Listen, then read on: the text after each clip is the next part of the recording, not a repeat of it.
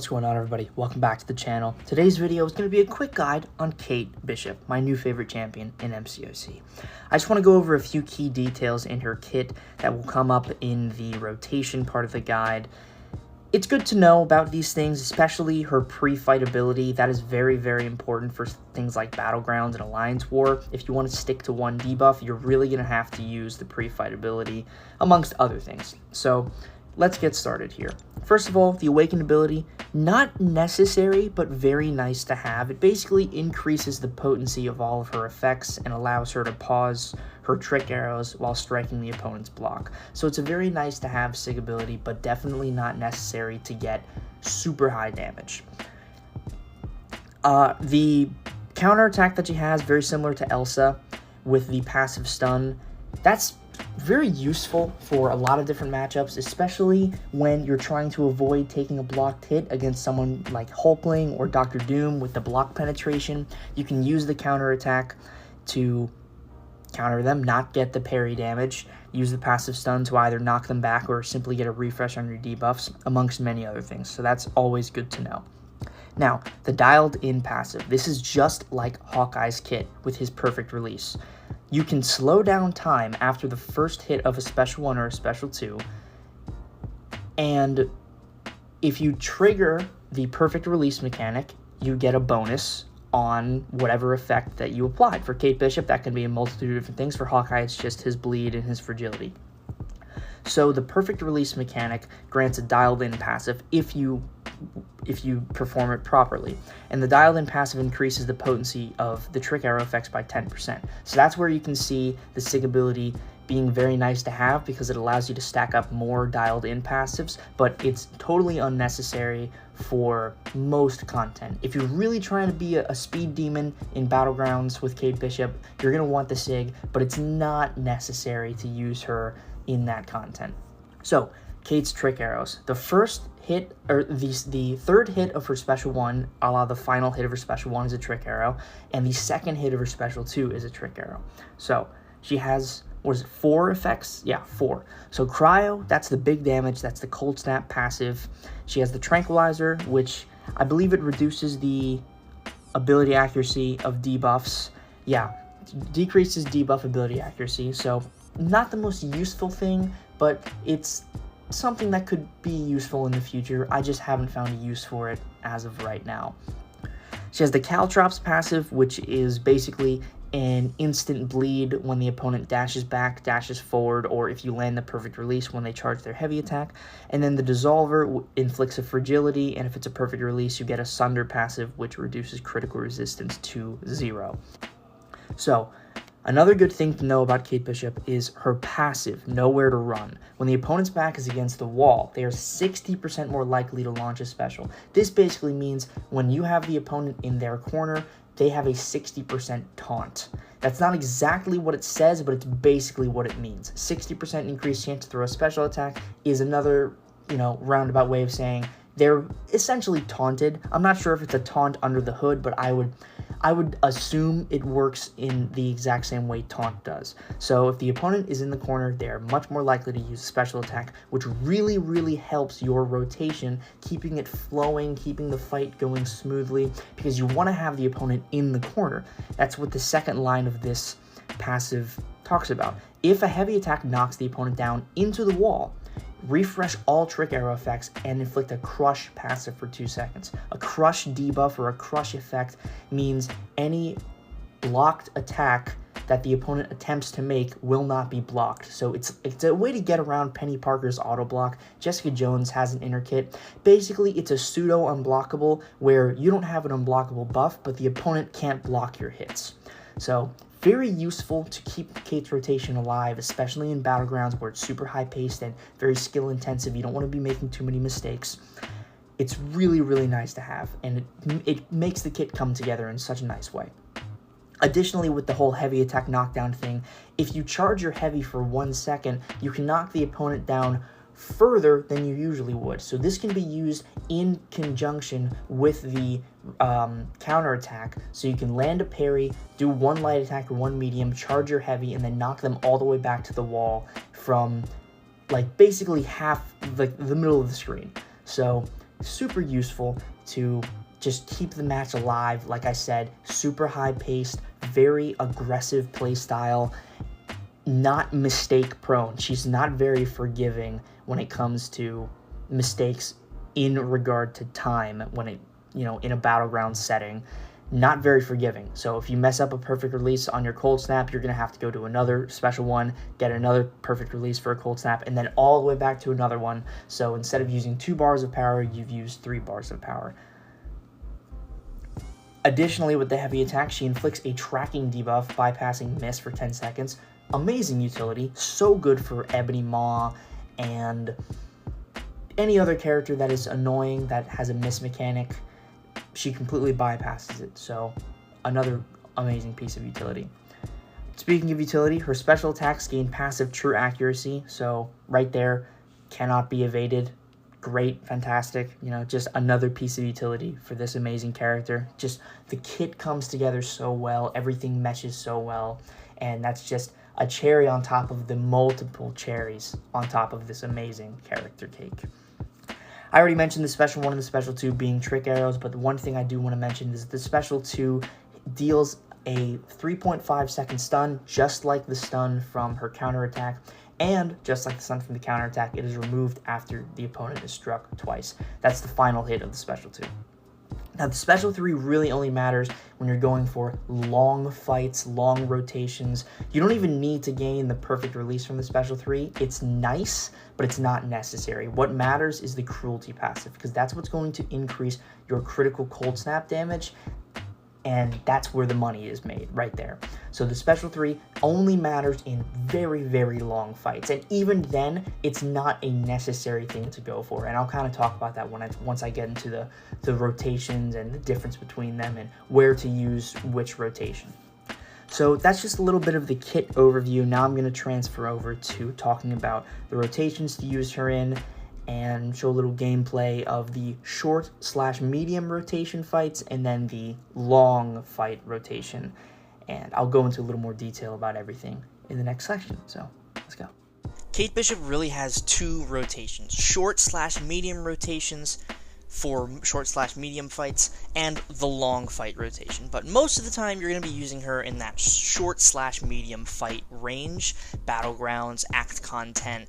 So this is the rotation that you should use for that type of content. Immediately, you want to activate your cold snap pre-fight. Right before you enter a fight, whether it's in Battlegrounds or any story content, you have a pre-fight selection where you can select whatever arrow you would like to start with, and then that arrow will not cycle until you manually cycle the arrow by double tapping block. So immediately start in the cold snap trick arrow selection so you can get your double cold snap up so the damage is going right away, and then if you need to, double tap block 4 times, so you have to transfer from cold snap to tranquilize and then tranquilize to caltrops, so that's 4 taps in total, but 2 double taps to get to the caltrops, and then place 2 caltrops on the opponent. Chances are it's not going to be necessary to get all 2 caltrops. You might not even need 1, because the damage from the cold snap alone will probably be enough to kill the opponent, especially in a battleground setting against most health pools, most rank 4 6 stars. 2 cold snaps is going to be plenty, and by the time you build up to try and place that caltrops, they will probably be dead, and if not, knocking on death's door, basically. For larger health pools, for, the Sasquatches of the contest and the Rintras and certain act content, definitely go for the 2 cold snaps and then the 2 caltrops, or if you'd like to, you can go for the fragility first, then cold snap, then caltrops. It doesn't really matter, as long as you're getting the cold snap and the caltrops on in those medium range fights, like anything more than Winter Soldier as kind of a baseline. That's where I would say definitely go for the double cold snap, double caltrops, and maybe even go for the fragility, but it might not be necessary. But definitely start with the cold snap in a majority of the short fights you use Kate Bishop in. No, not a majority. Every single short fight that you use Kate Bishop in, a battleground setting, a war setting, unless it is specifically poor to use the cold snap. If it's a poor decision to use the cold snap, if you're doing, if you're fighting a Mephisto or somebody that you need to get the tranquilized debuff on immediately, start with the Cold Snap. In most Battleground situations, you want to start with the Cold Snap.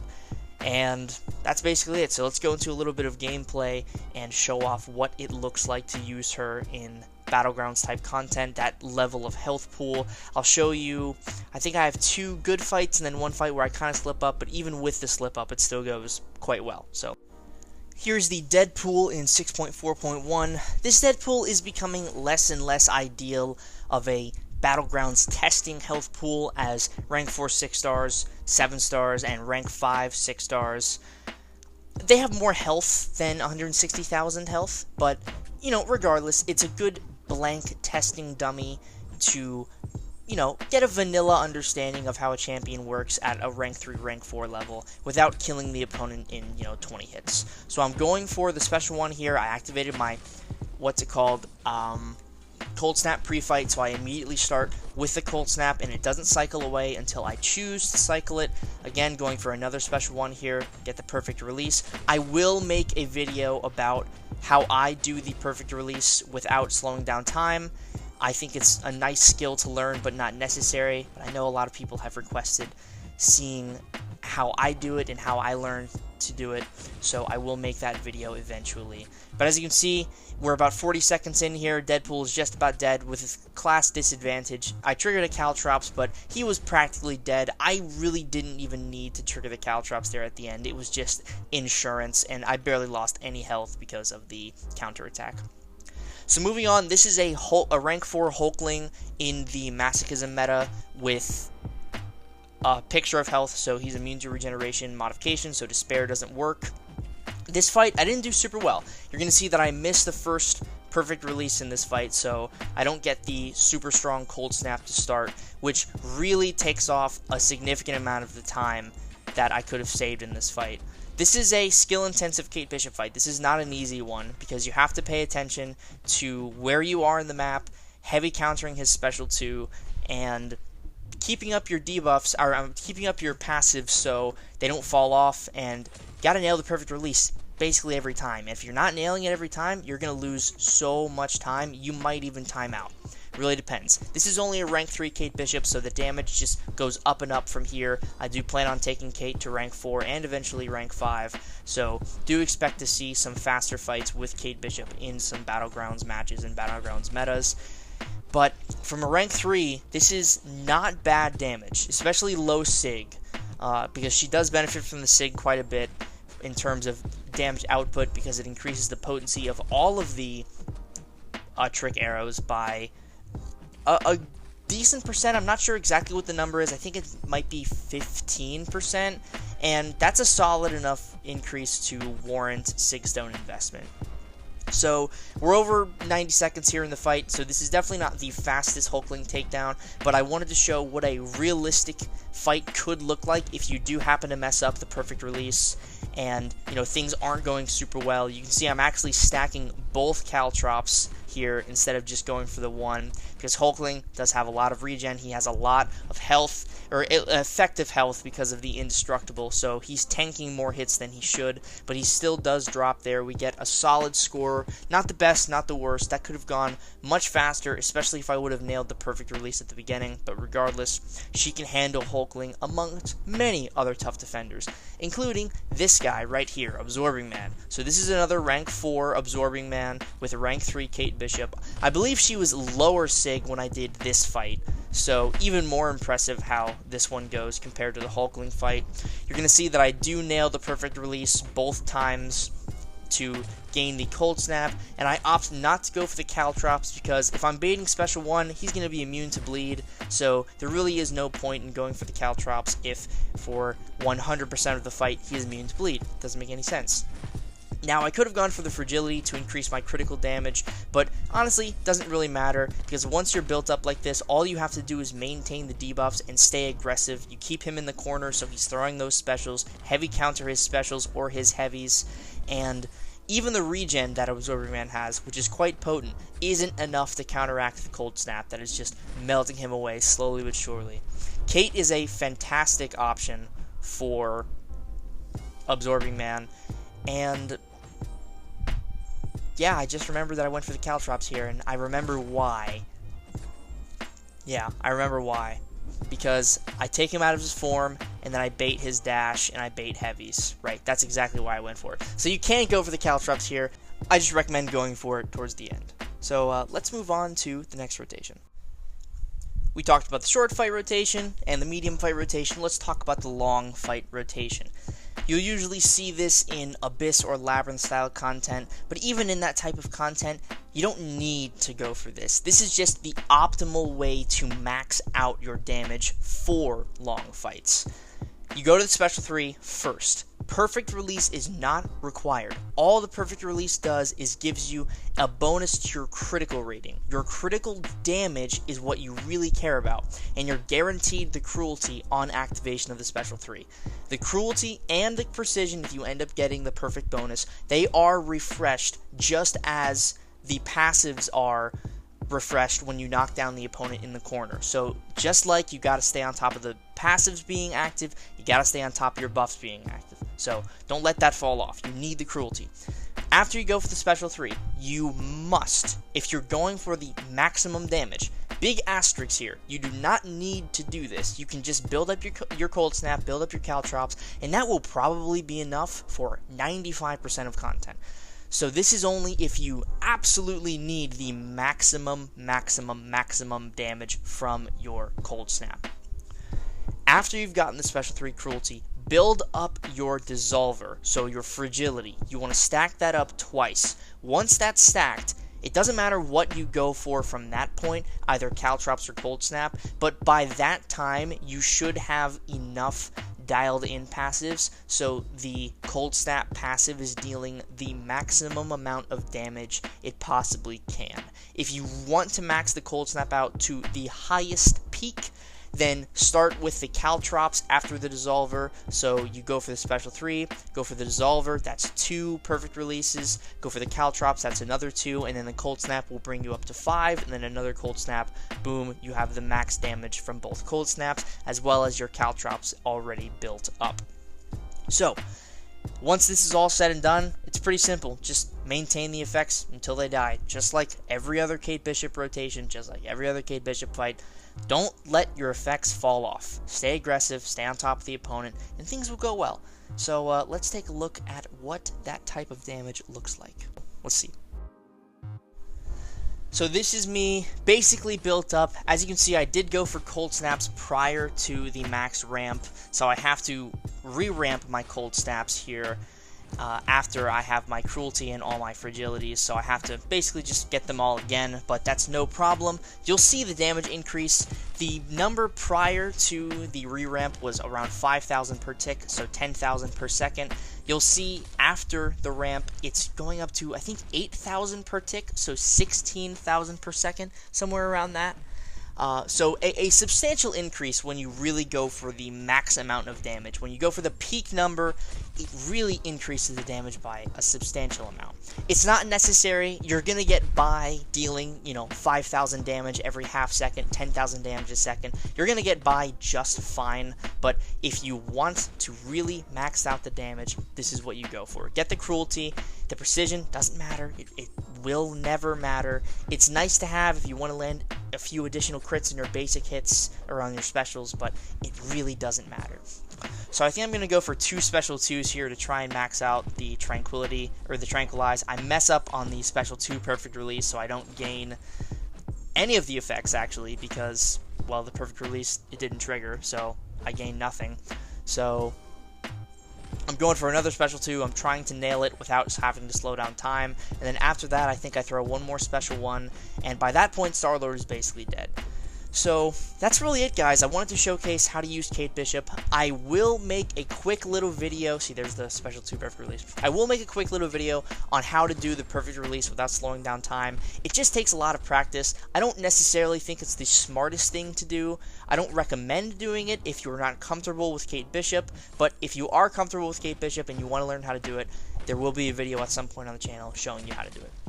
So, thank you all so much for watching. I really hope you enjoyed this Kate Bishop video. Make sure to hit the like button, hit subscribe, hit the bell for notifications. And if you haven't already, yeah, have an absolutely fantastic day, because you deserve one. Alright, take it easy, guys. Peace.